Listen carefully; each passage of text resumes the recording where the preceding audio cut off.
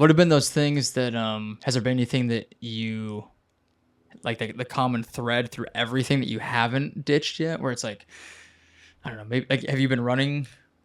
Like, I guess you said you didn't really like running, but like, has there been anything that you stuck with that you didn't ditch, that you didn't run into the ground, where you're like, Fitness. just fitness in general? Fitness. Yeah. I think about like all of the ups and downs and the multiple. I've probably been through probably 3 good rock bottoms in my life, and throughout all of those, fitness has always been there for me. You know, it's always just kind of been that stabilizing force in my life.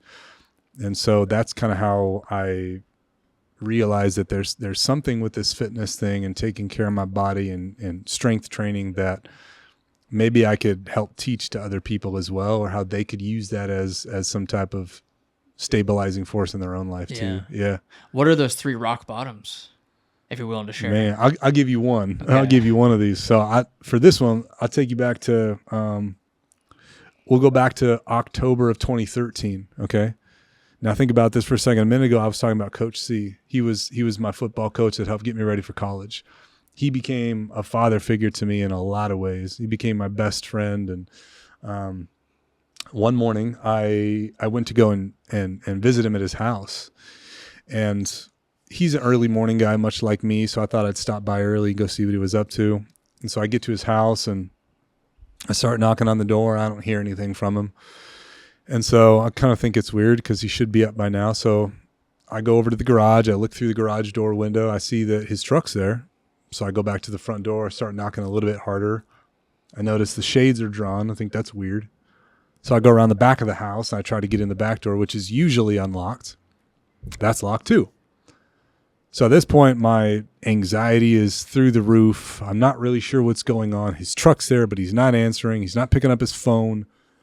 And so I did the only thing I could think of in the moment, man. And like every episode of Cops, I freaking kicked the door in. I went right through the front door and I started calling out to him immediately. Like, Coach, where you at? You know, I go upstairs into the kitchen. There's some things out on the counter, but he's not up there. I go downstairs into the basement where I know his bedroom is. And I go into his bedroom and he's in bed. He's in bed asleep. I'm like, oh, sweet. Okay, we're good. And so I walk over to the bed and I'm like, hey, Coach, wake up, you know, and he was under the covers. And, man, I'll never forget. I pull the covers back and he's dead in his bed. Oh, jeez. And he must have been there for a couple days just based on the colors of his body. But finding him like that really knocked me off my path. And I didn't really realize it at the time that it was all going on, but I had like a lot of PTSD from that. Looking back on it now, I didn't fully understand what that meant, but looking back now, I'm like, oh yeah, that's classic PTSD. That's classic depression. And, you know, it was all of those things. What are the like signs of that, like that made you realize that's what it was? So I think one of the first things I noticed was I just was numb to everything. So after I called 911 and they showed up, I had a job interview like that I was kind of running late for. And I was so numb to everything that just happened that I kind of just robotically went to that job interview. And I remember going to the interview, but I don't remember anything once I was there. I obviously didn't get the job, but yeah. So I just remember going into that place and just like not believing that just all happened. Yeah. But just being numb to all of it. Just in shock. The other thing is that like I would totally isolate myself, not talk about anything, try to just like solve everything on my own, shut people out. And then what would really get me would be making my bed. So like I couldn't make my bed without like completely breaking down. And that was, I think, from the pulling the covers back and finding him there.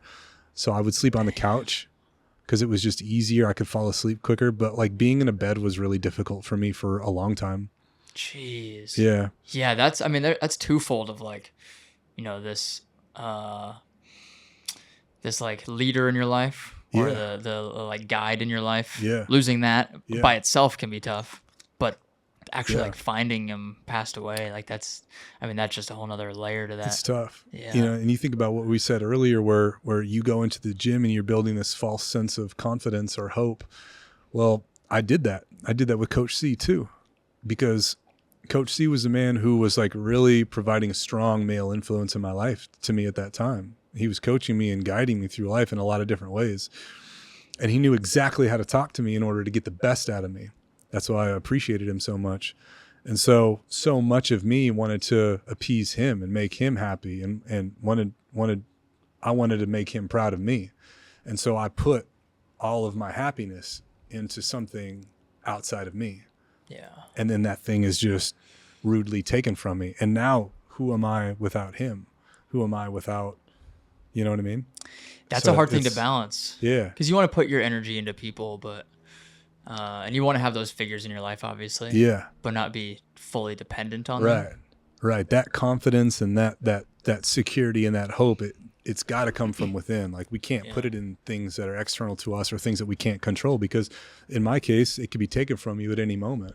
Yeah. And then you're kind of just like left with your pants down. What are ways that now you build that internal confidence? Or like, was there a time where you're like, this, I've got it figured out now. I can build this on my own and I don't need an external force to help me with that? So that came after the death of Coach C.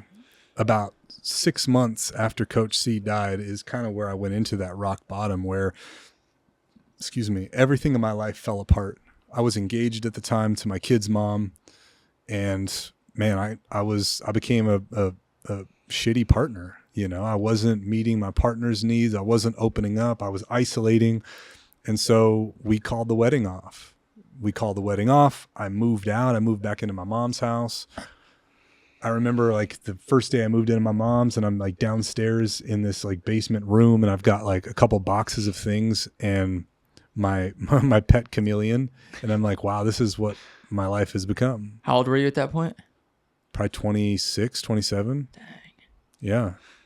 And then after that, I was fired from my job because I couldn't lead my team anymore. I wasn't able to think clear enough to do that. I was working in construction at the time, so they let me go. I slowly gained 30 pounds over that 6 months because I stopped eating right. I stopped taking care of my body. I stopped exercising. I kind of gave up on myself. Damn. What got you out of that rut? That's a cool part of this whole thing is probably my best friend. He knew I was going through it, but he really didn't know how to help me because I was isolating so much.